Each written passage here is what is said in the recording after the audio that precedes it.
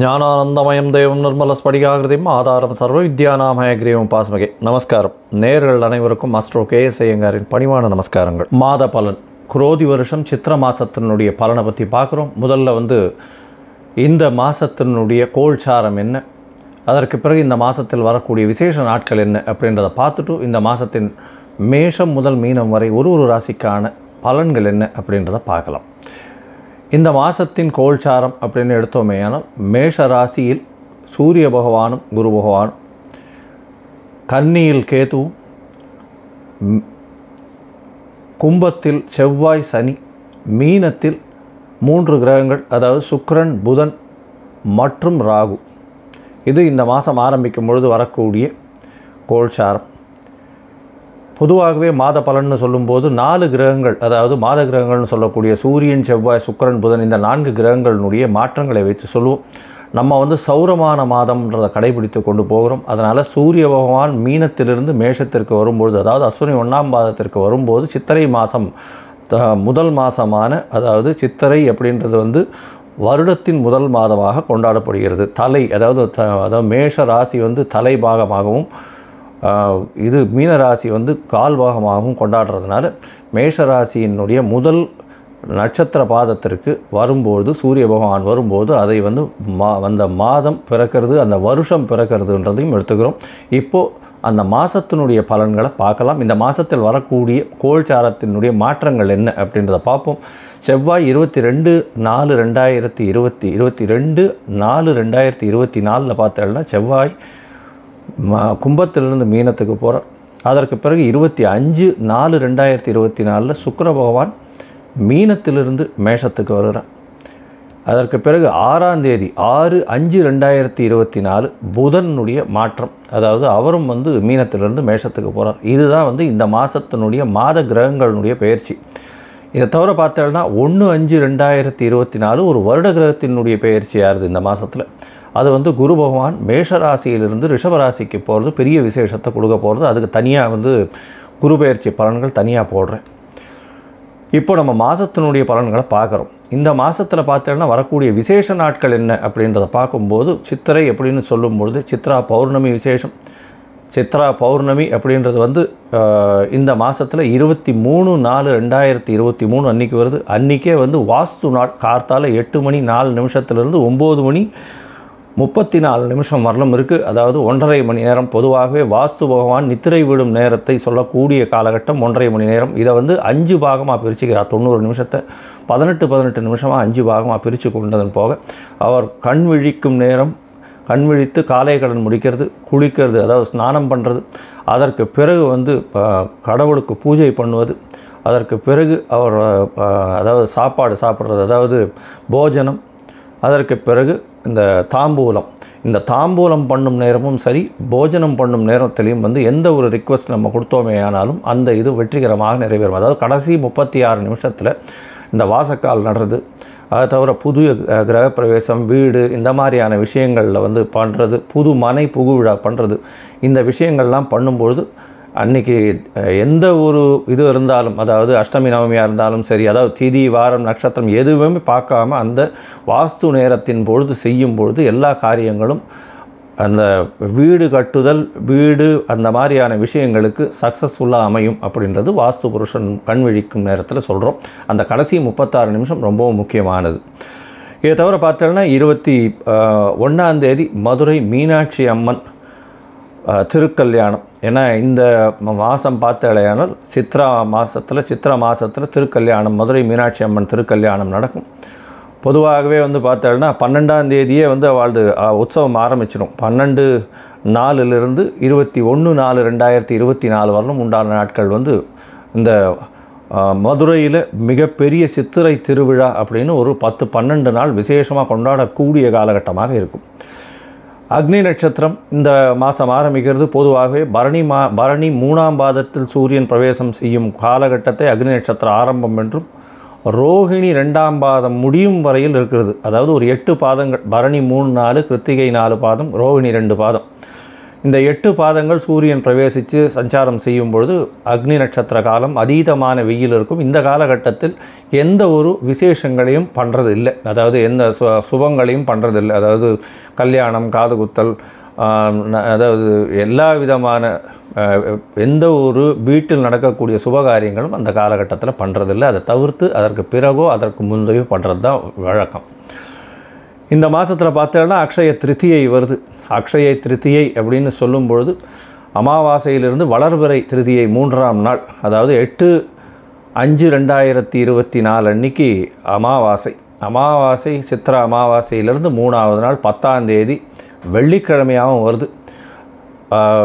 துவரம்பருப்பு, வெல்லம், அரிசி இந்த மாதிரியான விஷயங்கள் வாங்கிறது. நார்மலாக வெள்ளிக்கிழமை அரிசி வாங்க மாட்டா. துவரம்பருப்பு, வெல்லம் இதெல்லாம் வாங்கி பெருமாளுக்கு வைக்கிறதும், தானம் கொடுக்கறது அன்றைக்கி ரொம்ப விசேஷம். சாப்பாடு இல்லைன்னா உங்களால் முடிஞ்சது துவரம்பருப்பு ஏதாவது தானம் கொடுக்கறது, இதெல்லாம் செய்யும் பொழுது வீட்டில் சுபிக்ஷம் வளரும் அப்படின்று கருதப்படுகிறது. இதை தவிர உங்கள் முடிஞ்சவர்களுக்கு தங்கம் வாங்கி சேமிக்கக்கூடியது. ஏன்னா அக்ஷய திருத்தியை அப்படின்னும் பொழுது குரு பகவான் எல்லா அக்ஷயத்துக்கும் அவர் தான் அதிபதியாக இருக்கக்கூடியவர், தனகாரகன்னு சொல்கிறதுனால. அதனால் குருவுக்கு உண்டான தங்கத்தை, அந்த மெட்டல் வாங்கி வைக்கிறது பெரிய விசேஷம்னு சொல்கிறாங்க. இருந்தாலும் குருவுக்கு உண்டானது நிறைய அடுத்த விஷயங்களும் இருக்குது. அதாவது சுண்டல் பயிர் வாங்கி தானம் கொடுக்கலாம். அன்றைய காலகட்டத்தில் அது பெரிய ஒரு தரம் தானம் கொடுத்தால் 100 மடங்குக்கு சமானமாக அந்த காலகட்டத்தில் வரும். இந்த மாதத்தில் பார்த்தாலேயானால்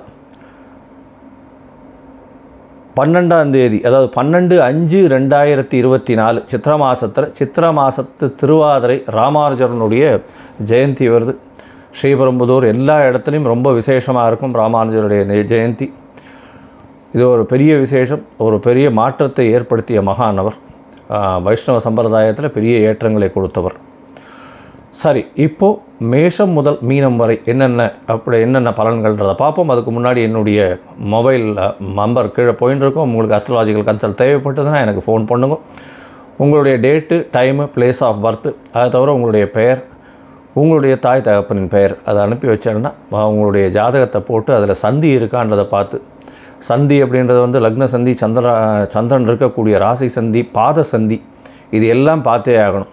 ஏன்னா பாத சந்தி ஏன் பார்க்குறோம் அப்படின்னா 2ஆம் பாதம் 3ஆம், அதாவது பின்ன நட்சத்திரத்தில் வரக்கூடிய காலகட்டமாக லக்னமும் இதுவும் இருந்ததே. ஆனால் ராசி மாறி போயிடும். அதற்கு ஏற்றாற் போல் உங்களுடைய பலன்கள் எல்லாமே மாறக்கூடிய வாய்ப்புகள் உண்டு. அதனால தான் பொதுவாகவே பார்த்தேன்னா சொல்லக்கூடிய பலனுக்கும் அவர்களுக்கு நடக்கக்கூடிய விஷயங்களுக்கும் சம்பந்தமே இல்லாத காலகட்டமாகவே இருக்கும். சில நேரத்தில் அது சந்தியினுடைய பிரச்சனையாக இருக்கும். அதை அசஸ் பண்ணி போட்டதுக்கு அப்புறம் தான் அப்பாயின்மெண்ட் கொடுக்க முடியும்.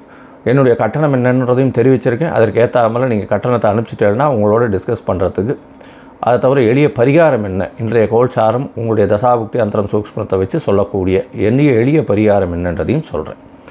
இப்போது மேஷம் முதல் மீனம் வரை 14/4/2024 13/5/2024 வரை உண்டான சித்திரை மாதம் குரோதி வருஷத்தினுடைய பலன்களை பார்க்கலாம். மீனம், பூரட்டாதி, உத்திரட்டாதி, ரேவதி இந்த 3 நட்சத்திரம் 9 பாதங்களை கொண்ட ராசி. ராசியின் அதிபதி அப்படின்னு சொல்லக்கூடிய ஒரு குரு பகவான் உங்களுடைய ராசிக்கு 2ஆம் இடத்துல இருக்கிறது ரொம்ப விசேஷம். இந்த மாதம், அதாவது குரோதி வருஷம் சித்திரை மாதத்தில் பார்த்தடையானால் பொதுவாக மாத கிரகங்கள்னு சொல்லக்கூடிய சூரியன், செவ்வாய், புதன் மற்றும் சுக்கிரனுடைய மூமெண்ட்டை வச்சு இந்த மாதத்தினுடைய பலன்களை சொல்லுவோம். இந்த மாதத்தில் சூரிய பகவான் உங்களுடைய ராசிக்கு 2ஆம் இடத்துல இருக்கிறதும் 6ஆம் அதிபதி 2ஆம் இடத்துல இருக்கிறதுனால புதிய கடன் வாங்கக்கூடிய வாய்ப்பு உண்டு. பேச்சில் கொஞ்சம் ஜாகிரதையாக இருக்கிறது நல்லது. 1ஆம் தேதி வரலும் ராசிநாதனே அங்கே இருக்கிறது ரொம்ப விசேஷம். இருந்தாலும் பேச்சில் ரொம்ப ஜாகிரதையாக இருக்கிறது நல்லது. உச்சம் பெற்ற சூரிய பகவான் பட்டுன்னு எடுத்தறிஞ்சு பேசக்கூடிய வாய்ப்புகள் நிச்சயமாக உண்டு. உங்களுடைய ராசிக்கு பார்த்தலையானால் செவ்வாய் பகவான் அதாவது 2ஆம் அதிபதி உங்களுடைய ராசியிலேயே வரார். 2/9க்கு அதிபதி உங்களுடைய ராசியிலேயே வரார். அது 22ஆம் தேதி அன்றைக்கி வரார். இந்த காலகட்டத்தில் பரிவர்த்தனை யோகம் அமையிறது. ராசிநாதனும் 2ஆம் அதிபதியும் பரிவர்த்தனை யோகம் வரைகிறதுனால, அதாவது தனக்காரகன் தனஸ்தான அதிபதியும் 2 பேரும் பரிவர்த்தனை யோகம் அடைகிறதுனால பணவரவிற்கு பஞ்சம் இருக்காது. குடும்பத்தில் நல்ல மகிழ்ச்சியான விஷயங்கள் நடைபெறக்கூடிய வாய்ப்புகள் நிச்சயமாக உண்டு. உங்களுடைய ராசிக்கு பார்த்தலையானால் சப்தமத்தில் கேத்து பகவான் இருக்கிறதுனால எதிர்பாலினத்தவர் மூலியமாக சிறு பிரச்சனைகள் வரக்கூடிய வாய்ப்புகள் உண்டு. பார்ட்னர்ஷிப் பிஸ்னஸில் ரொம்பவும் ஜாகிரதையாக பார்த்து இன்வெஸ்ட் பண்ணுறது ரொம்பவும் நல்லது. உங்களுடைய ராசிக்கு 4ஆம் அதிபதி 7ஆம் அதிபதி ராசியிலேயே வந்து நீச்சம் பெற்றிருந்து அவர் 6ஆம் தேதி 6/5/2024 அன்னைக்கு மாறி 2ஆம் இடத்துக்கு போகிறார். இந்த காலகட்டம் வரலும் நீச்ச பங்கம் அடைகிறது பெரிய விசேஷத்தை கொடுக்கக்கூடிய காலகட்டமாக இருக்குது. நீச்ச பங்கம் ஆகிறதுனால உங்களுடைய படிக்கக்கூடிய மாணவர்களுக்கு நல்ல ஒரு ஏற்றம் இருக்கும். தொழிலில் அபரிமிதமான ஏற்றம் இருக்கக்கூடிய காலகட்டம். பார்ட்னர்ஷிப் பிஸ்னஸில் இன்வெஸ்ட்மெண்ட் ரொம்ப ஜாகிரதையாக பண்ணுறது நல்லது. அதிகமான இன்வெஸ்ட்மெண்ட்டை பண்ணிவிட்டு ரிட்டர்ன்ஸ் அதுக்கு வரலையேன்னு யோசிக்க வேண்டாம். ஏன்னா 12ஆம் இடத்துல சனி பகவான் இருக்கிறதும் 7.5 சனி ஆரம்பிச்சிருக்கிறதும் தேவையற்ற செலவுகள் கொஞ்சம் அதிகமாகக்கூடிய வாய்ப்புகள் இருக்குது. இன்ப சுற்றுலா செல்லக்கூடிய வாய்ப்புகள் நிச்சயமாக உண்டு. 6ஆம் இடத்து அதிபதி 2ஆம் இடத்துல இருக்கிறதுனால செலவுகள் கொஞ்சம் அதிகமாகக்கூடிய காலகட்டம். புதிய கடன் வாங்கக்கூடிய காலகட்டமாக இருக்கும். உங்களுடைய ராசிநாதன் 3ஆம் இடத்திற்கு பயிற்சியாகி போகிறார் 1/5/2024. இந்த காலகட்டத்தில் பார்த்தோன்னா 3ஆம் அதிபதி 3க்கு 2ஆம் இடத்துல இருக்கிறது. அதன் மூலியமாக பார்த்திங்கன்னா முயற்சிகளில் சிறு சிறு பின்னடைவு இருக்கக்கூடிய காலகட்டமாக இருக்கும். 3ஆம் இடத்தில் இருக்கக்கூடிய குரு பகவான் மூலியமாக பார்த்திங்கன்னா அவர் வந்து மறைந்த ஸ்தானத்தில் இருந்தாலும் தன்னுடைய அதாவது நட்பு இல்லாத எதிரியின் வீட்டில் போய் அவர் அமர்ந்திருக்கார் குரு பகவான். அதனால் பெரிய ஒரு மாற்றத்தை ஏற்படுத்த மாட்டார். புதிய முயற்சிகள் எடுக்காமல் இருக்கிறதே நல்லது. புதிய முயற்சிகள் எடுத்திங்கன்னா அங்கே வந்து சிறு சிறு பிரச்சனைகள் மூலியமாக அந்த இன்வெஸ்ட்மெண்ட் எல்லாமே பாதிக்கப்படும். அதாவது வியாபாரம் பண்ணுறவங்களுக்கு ரொம்ப ஜாகிரதையாக இருக்கிறது நல்லது. தொழில் அதாவது வேலை செய்யக்கூடியவர்களுக்கு பார்த்திங்களேனால் ஏற்றம் கிடைக்கும். அதாவது வேலை செய்கிற இடத்துல வந்து உங்களுடைய மேல் அதிகாரிகள் மூலமாக பாராட்டப்படுவீர்கள். அதை தவிர உங்களுக்கு ஒரு இன்க்ரிமெண்ட் கிடைக்கும், ப்ரமோஷன் கிடைக்கும். இதெல்லாம் நல்லபடியாக இருக்கக்கூடிய காலகட்டம். உங்களுடைய ராசிக்கு 9ஆம் அதிபதி வந்து உங்களுடைய ராசியிலே இருக்கிறதும் 2ஆம் இடத்துல சூரிய பகவான் உச்சம் பெற்று இருக்கிறதுனால தந்தையின் உடல்நிலையில் நல்ல ஒரு ஏற்றம் இருக்கக்கூடிய காலகட்டம். ராசியிலேயே ராகு பகவான் இருக்கிறதுனால அபரிமிதமான பிரம்மாண்டமான திங்கிங் அதிகமாக ஓடும். மனசுக்குள்ளே நிறைய விஷயங்கள் ஓடக்கூடிய வாய்ப்புகள் நிச்சயமாக இருக்கும். ஒரே நேரத்தில் ஒரு 7-8 வியாபாரங்களை எடுத்து பண்ணி அதில் வந்து எது நிறைய வரும் பணம் வரும்ன்ற பார்க்கக்கூடிய மனநிலை வரக்கூடிய காலகட்டமாக இருக்கும்.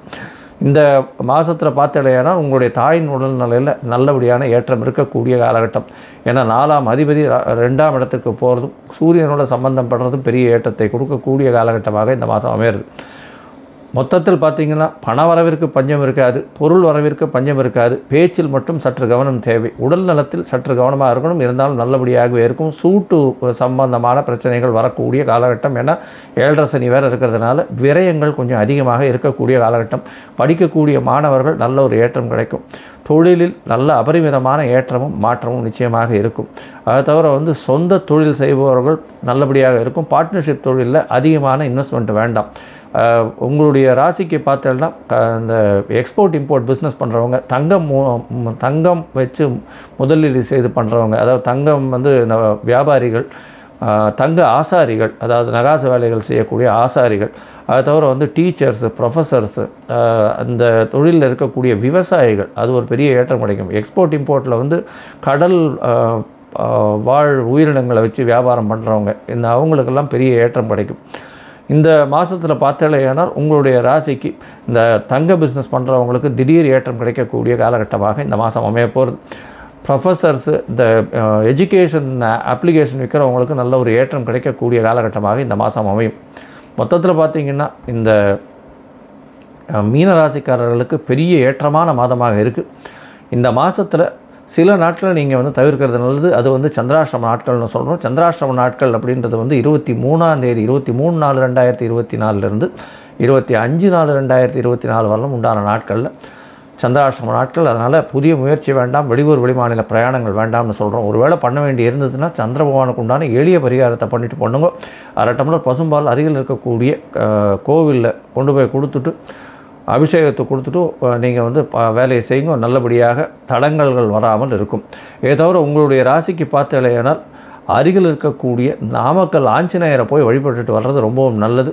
ஏன்னா அங்கே போயிட்டு ஒரு மஞ்சள் கலர் வஸ்திரத்தையும் தானம் கொடுத்துட்டு வர்றதும், முல்லைப்பூ ஒரு 2 முழம் 4 முழம் வாங்கி கொடுக்கறதும் நல்ல ஒரு ஏற்றத்தையும் மாற்றத்தையும் இந்த மாதத்தில் கண்டிப்பாக கொடுக்கும். லோகா சமஸ்தா சுகினோ பவந்து. நன்றி, நமஸ்காரம். Astro KS Iyengar YouTube channel பார்த்தமைக்கு நன்றிகள். மேலும் இது போன்ற ஆன்மீக ஜோதிஷ தகவல்கள் உங்களை வந்து அடைய astro KS Iyengar YouTube channel subscribe செய்யவும், பெல் ஐக்கானை மறக்காமல் அழுத்தவும். நன்றி, வணக்கம்.